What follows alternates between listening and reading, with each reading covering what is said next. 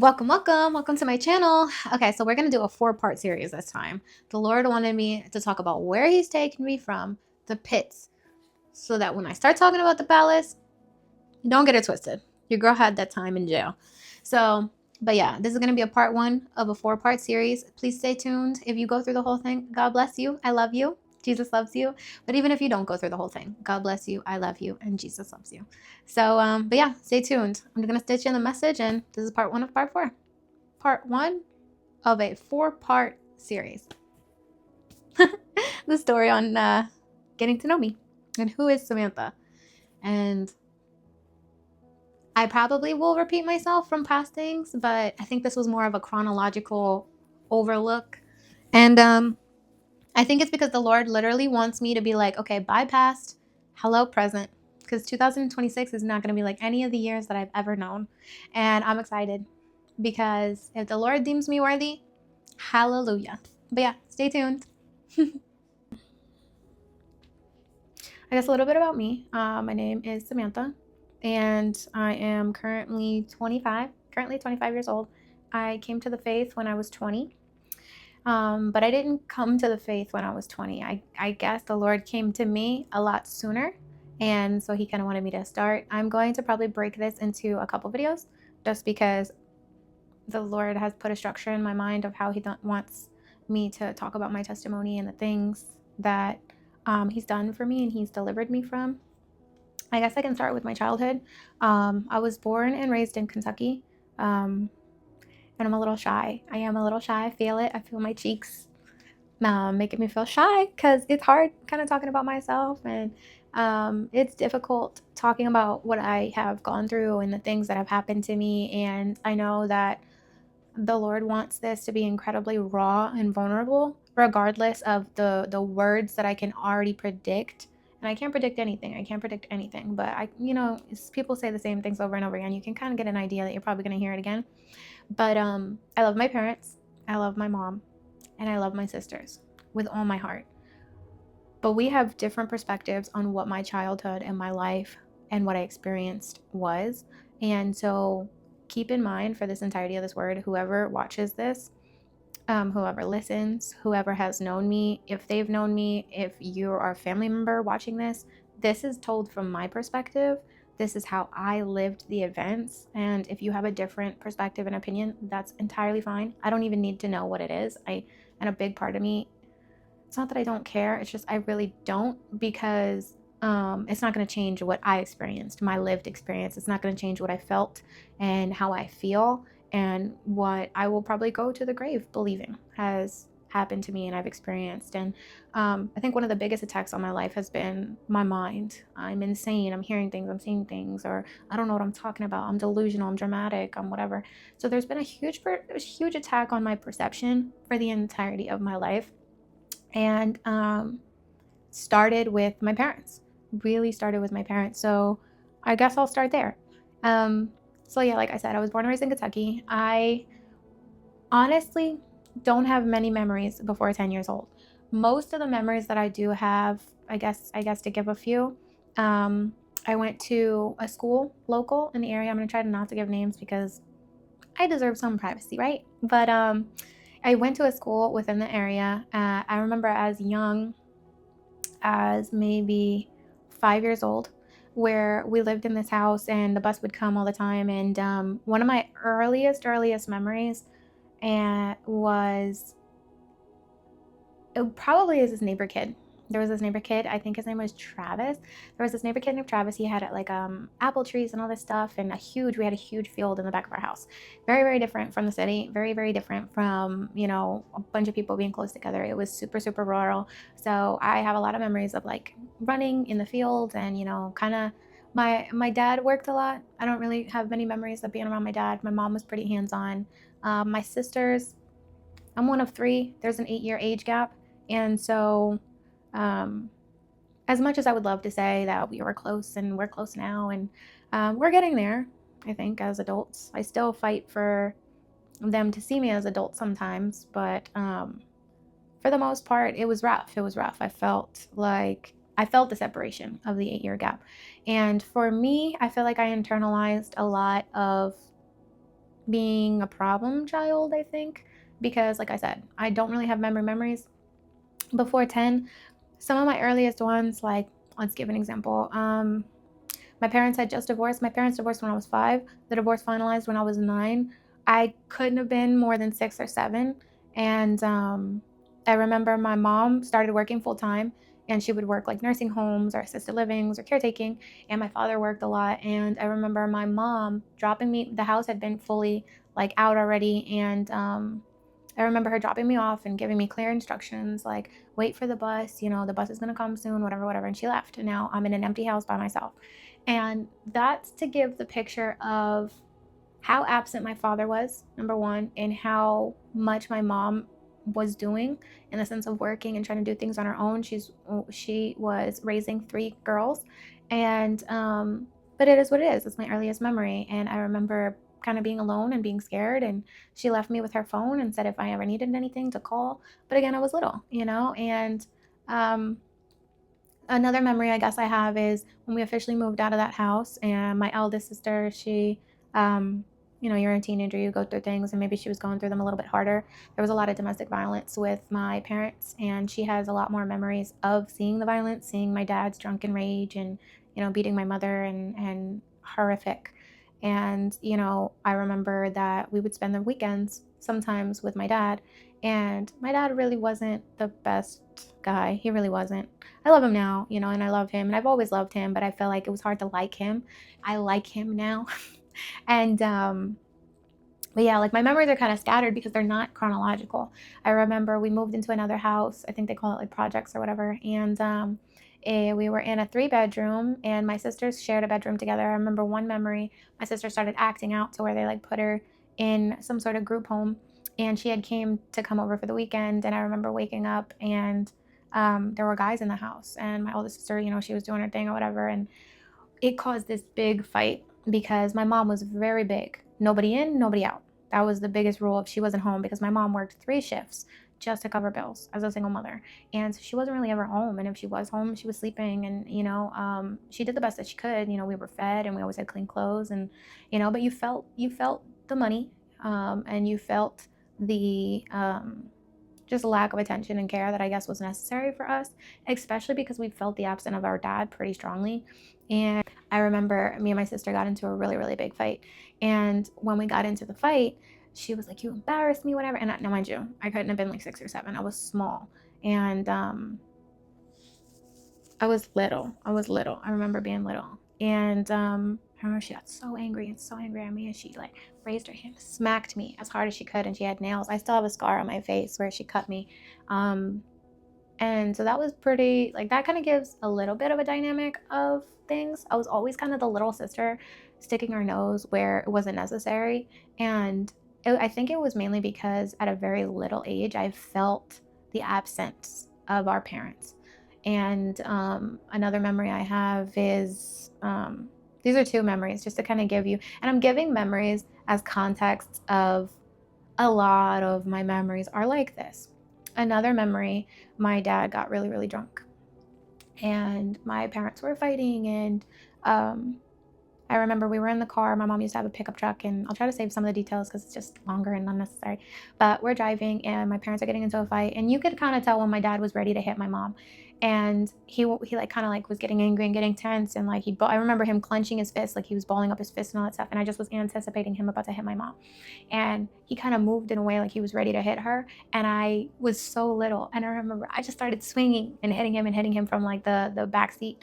And I remember jumping up in front of the seat and just being like, don't hit my mom. And then as soon as all of that protection stopped, like the adrenaline of like trying to protect my mom came, I was terrified. And we live on state routes over here. And so I tumbled out of the car, and I ran. I ran as fast as I could. I don't even know where I was running, but I was remembering like, uh-oh, dad's going to get me now. And because the biggest thing about my dad was when my dad was like ready to attack my mom, nobody could get in the way. And if anybody got in the way, they got it too.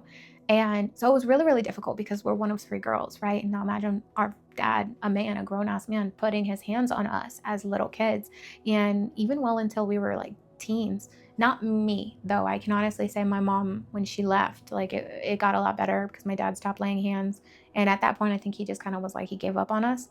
And so yeah, and I remember running and running and running. And I remember thinking to myself, like, God, I got to get away. And I stumbled into a graveyard and I hid behind one of the tombstones. And when I peeked over, I remember seeing the car door open from that I ran out, and my dad just closed the door and my parents pulled off.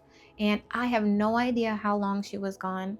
I can estimate now because I know, like, to this day, I know where the graveyard is and I know how far that house we lived in was. So you can estimate a good little while.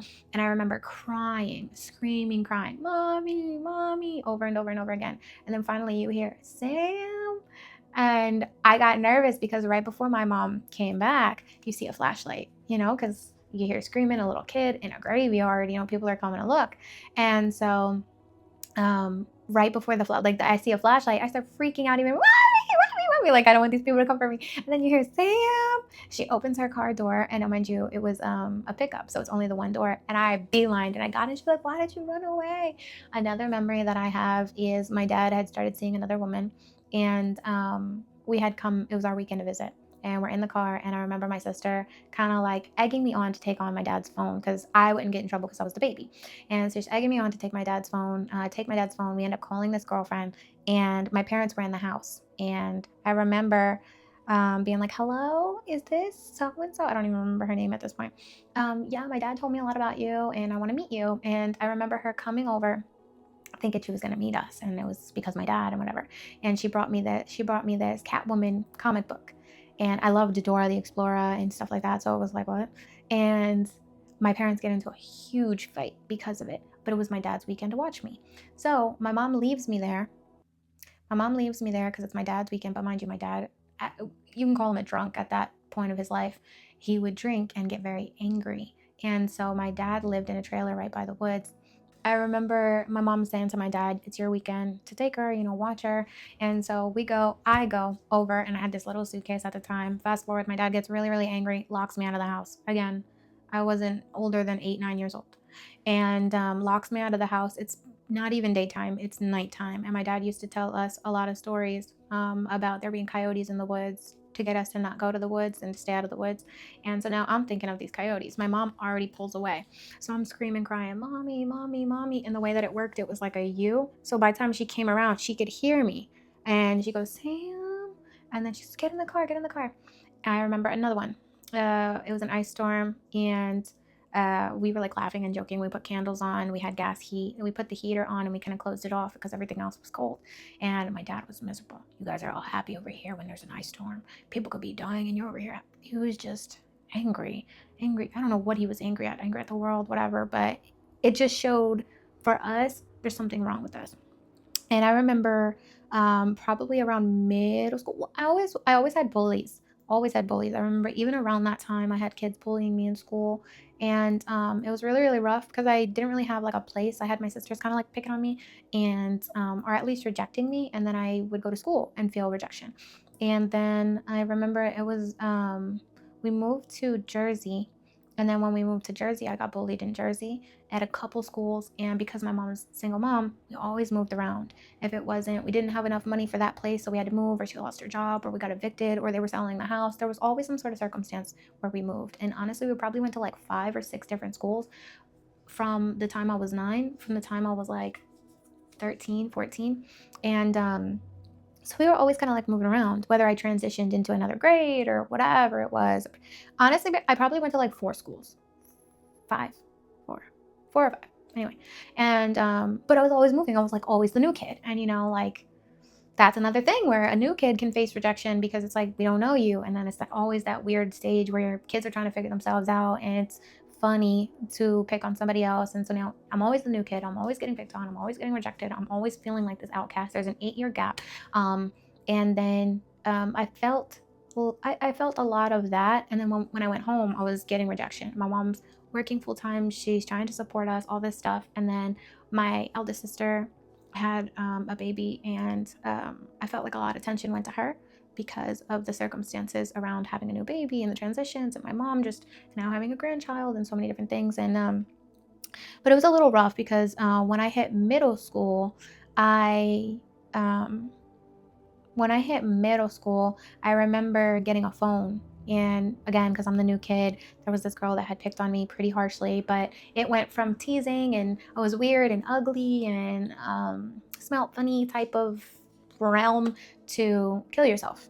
Kill yourself, you're a waste of space, nobody wants you. Like I have a vivid memory that somebody had got in my locker and left a suicide note, and they wrote at the bottom, like, for inspiration. Another memory that I have is somebody put like sleeping medications in my locker, and I guess the hint was to say, like, just in case you didn't have any.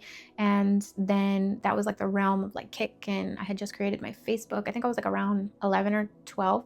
And so I have Facebook and I have Kick and I have Snapchat and all this stuff like that you're not supposed to have, right? And it's because I had just gotten a phone, and my mom, was like, just in case, because I walked to school sometimes. And I remember like one day waking up and it was miserable. Like, so many kids had commented about killing myself or ending my life, or I was a waste of space, or just do everybody a favor. And it was really getting to me. I spent a lot of time alone at home because, like I said, my 8-year gap, my sisters were already like 17 to 20 age range. So they're not, like looking at their little sister type of thing. They're more focused on their stuff. And I know my one sister was going to college, another sister had a baby. And so, and my mom's working a lot. So when I go to school, I'm getting picked on and I'm alone and feeling like rejected and abandoned. And then I go home and I'm kind of like rejected and abandoned and alone. And I remember when I was 12, my mom, I feel like when I was 12, my life changed completely. And I think a big part of that was because my mom got into a really bad car accident when I was 12. And that was really rough because I feel like I went from a super independent, like, mom was superhero. She was super mom. And she did it all. She was able to do everything. She was cooking and cleaning and taking care of us. And, like, it's like what you picture a mom. And then she got into that accident. And for like 2 years, she was a shell. She fell into a really bad depression because there was somebody that she loved in the car that passed away like a week after he fell into a coma instantly. And then he passed away. And I remember her coming home and she would just kind of like lay on the bed and she wouldn't move. Like, I remember, like, Mama, you okay, Mommy? She wouldn't move. She just...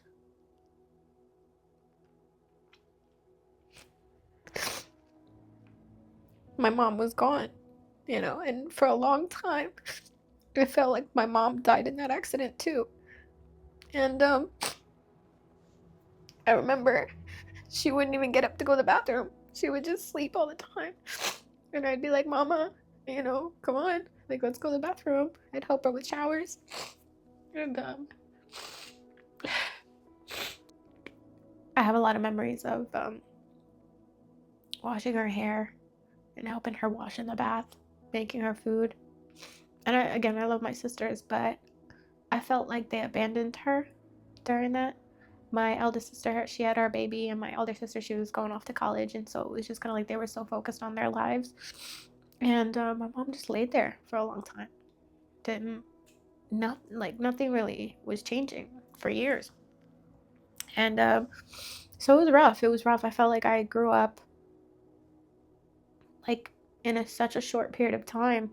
I went from having my mom do everything for me to it felt like I was helping my mom, and all the time. And for my career a couple years ago, for like 3 or 4 years, I was a caretaker, and I always used to say my mom was my first patient. My mom was my first, person that I used to take care of, and it's true. It's why I pursued the field, and it was mainly because I felt like I was good at it. I had enjoyed caring for her in her hour of need. And even though it was difficult, and it was only, I feel as though it was difficult because I was young. I was like 12 and 13, taking care of my mom, making sure she's eating, she's going to the bathroom. And I'd go to school and I might act out and all that extra stuff or whatever because of everything I was going through at home and then some. But the minute I was home, it was mom, did you eat? Did you, this, you that? And then, it didn't really help that around the same time I was still getting bullied, and I didn't really want to bother my mom. And I remember like the bullying was getting worse and worse and worse. And there was talk around the school of me getting jumped and all this extra stuff, and it wasn't great. It was pretty miserable. And I remember the school that I had went to had 2 gyms, locker rooms.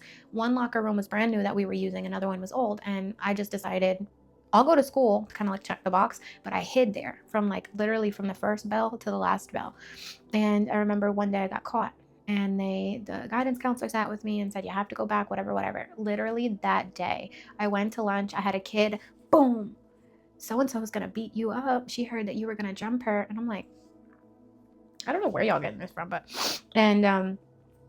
that day, I remember I was walking, and the next, I think it was like a study hall or whatever, and I was clenching my books, thinking like, please do not bother me. Please do not bother me. Please do not harass me. Please do not come up to me, whatever. Sure enough, it was like a sea of kids, kind of cornered me into a corridor, a hallway. And the one girl, which was the main girl, kind of like came up to me and was like, oh, I heard such and such. And all I remember thinking is, please don't touch me, because I was so emotionally unbalanced that if I got too angry, I couldn't remember anything anymore. I just blacked out.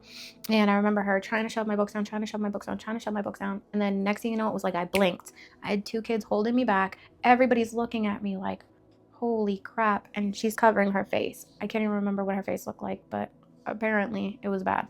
And the assistant principal beelined for me and kind of like took me up by the arm. And I remember being like, what did I do? Because I had no memory of it. We get to the office. This girl cries wolf. Completely different story. Everything that she had been doing to me, she said I was doing.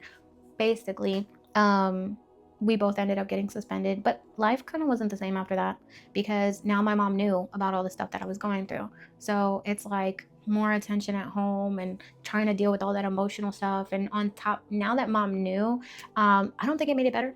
I don't think it made it any better, because now it was just like my mom didn't know what to do, and she had all this fear. And so I ended up doing home instruction. I ended up doing like a home instruction. My foot fell asleep. Yeah. So I ended up doing like a home instruction. I would meet with my teachers at the library, just because my mom felt like it wasn't safe, and the guidance counselors agreed for me. And then I did that for a while, and then I went to high school. In high school, I met this kid, which ended up being like a huge problem till probably like last year. But we met, we dated. I had ended up losing my virginity to this kid, and I don't know what stick he got hit with, but he I guess fell in love or whatever, started being controlling and all this stuff. And I remember being like, I'm getting bullied. School, my mom, because of all the fear, she started being more on top of me, which was like a little rough, because I was also going through all my other stuff. And around that time, I was smoking a lot of weed. So she was trying to course correct me, which is fine. None of that's whatever. But it's like, she was still trying to figure out her stuff. So she was half on me, half not on me. And the times when she was on me, it felt like super overwhelming and controlling. And when she wasn't on me, I felt like this kid was on top of me, this boy.